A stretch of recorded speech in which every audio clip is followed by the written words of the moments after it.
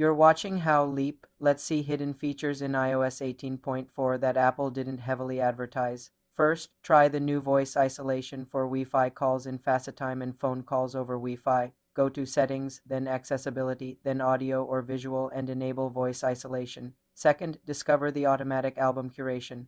In Photos, the app now intelligently creates themed albums from your library without prompting. Third, use the quick note gesture with your Apple Pencil on supported iPads. Just tap the lock screen with the pencil to instantly create a note. Fourth, check privacy enhancements in Safari, a new advanced tracking prevention login.